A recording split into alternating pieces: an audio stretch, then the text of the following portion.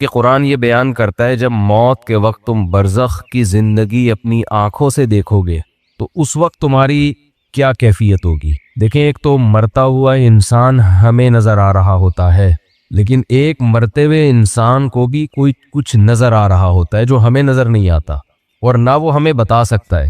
جیسے جو آدمی بستر پہ لیٹ جائے سونے کے لیے، تو ایک پوزیشن تو یہ ہوتی ہے جس میں وہ مکمل جاگ رہا ہوتا ہے، جس میں ہم سے اس کا رابطہ ہوتا ہے۔ ایک پوزیشن یہ ہوتی ہے جس میں وہ گہری نیند سو رہا ہوتا ہے، اس کا ہم سے رشتہ ڈسکنیکٹ ہو چکا ہوتا ہے، ہم سے کوئی رابطہ اس کا نہیں ہے۔ ہم اسے ہنسنے کی بات کریں ہنسے گا نہیں، رلانے کی بات کریں روئے گا نہیں، کتنی خطرناک خبر دیں اس پر کوئی اثر نہیں ہوگا۔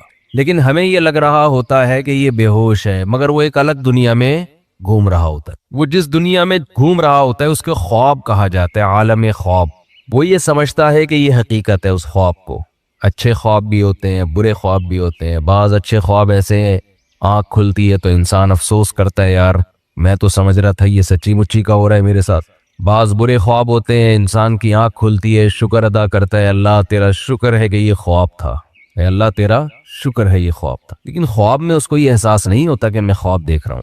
تو ایک کنڈیشن تو یہ ہے جس میں وہ بالکل ہم سے منقطع ہو چکا ہے، ایک کنڈیشن یہ ہے جس میں وہ ہم سے رابطے میں، ایک اس کے درمیان کی کنڈیشن ہوتی ہے جس کو میں پیار سے بٹوین کنڈیشن کہتا ہوں۔ کہتے نہیں انگلش میں اس کو بٹوین، لیکن درمیان ہے نا، دیسی انگلش ایسے ہی ہوتی ہے، کوئی بھی لفظ ادھار لے کے کہیں بھی لگا۔ تو بالکل درمیانی کنڈیشن کیا ہوتی ہے جس میں وہ آدھا جاگ رہا ہوتا ہے اور آدھا سو رہا ہوتا ہے۔ کچھ یہاں کی بھی سن رہا ہوتا ہے، ہمیں لگتا ہے کہ یہ سویا نہیں ہے ابھی، لیکن تھوڑا غائب دماغ بن چکا ہوتا ہے، کچھ چیزیں اس کو وہاں کی خواب کی نظر آ رہی ہوتی ہیں۔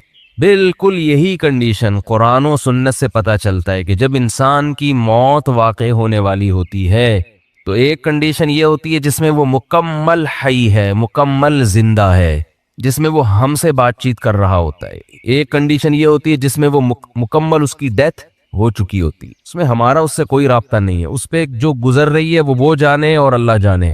جیسے حضرت عمر نے فرمایا نا کہ حدیث میں آتا ہے نا کہ جو برا آدمی ہے جب اس کی میت کو قبر کی طرف لے کر جاتے ہیں تو کہتا ہے کہ تم مجھے کہاں لے کے جا رہے ہو، اور اچھے آدمی اچھا کیا کہتا ہے، مجھے جلدی لے کر جاؤ۔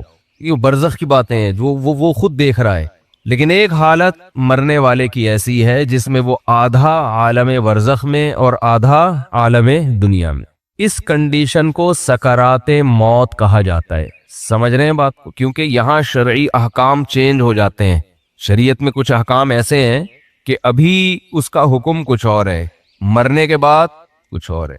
تو جب انسان مکمل حیات میں ہو تو اللہ نے اس کے لیے توبہ کا دروازہ کھولا ہوا ہے، چاہے اس کو 100% یقین ہو جائے کہ میں نے کل مرنا ہے یا 1 گھنٹے بعد مرنا ہے، لیکن توبہ کا دروازہ اس کے لیے بولے کھلا ہوا۔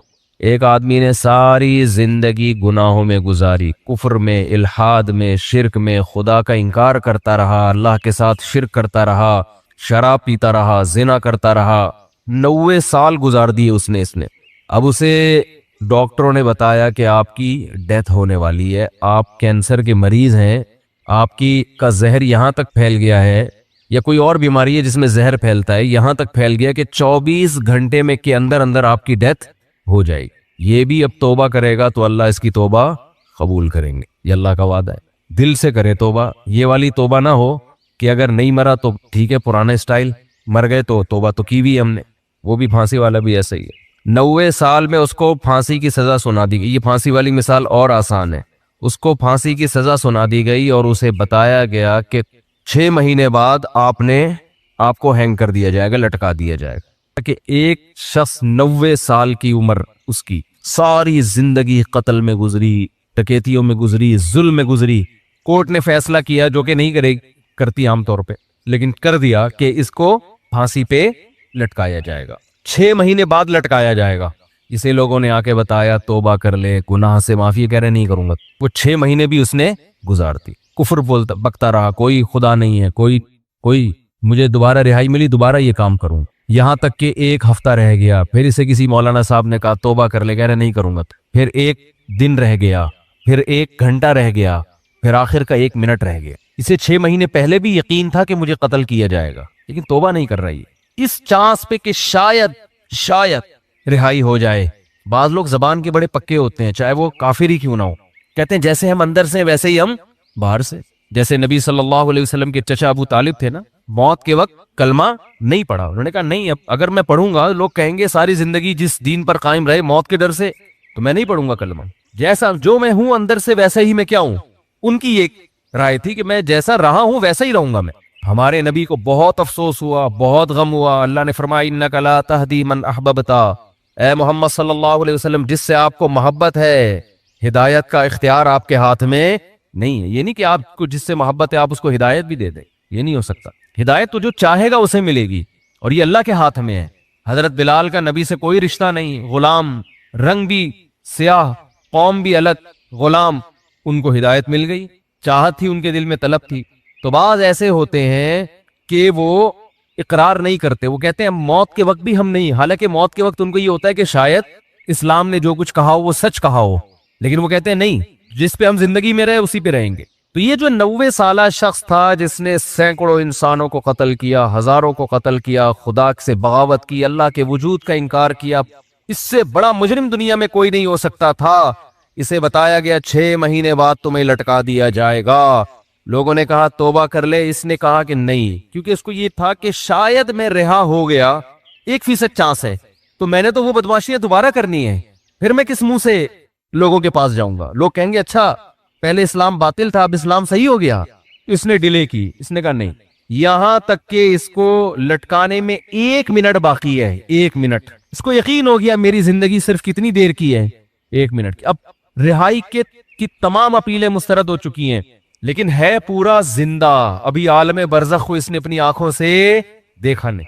اب اگر یہ توبہ کر لے, بالکل پھانسی کے پھندے کی طرف جا رہا ہے, اس کو جلاد لے کے جا رہا ہے لٹکانے کے لیے, یہاں تک کہ اسٹول پہ اس کو کھڑا کر دیا, این اس وقت بھی اگر یہ توبہ کرے گا تو اللہ کا وعدہ ہے اس کی توبہ اللہ قبول کرے گا. لیکن اس توبہ میں شرط یہ ہے کہ یہ دل میں ارادہ ہو کہ اگر بالفرض چھوٹ گیا میں, قدرت کی طرف سے کچھ بھی ہو گیا, تو میں دوبارہ پرانی زندگی کی طرف نہیں لوٹوں گا. یہ دل کی حالت تو اللہ ہی جانتا ہے نا.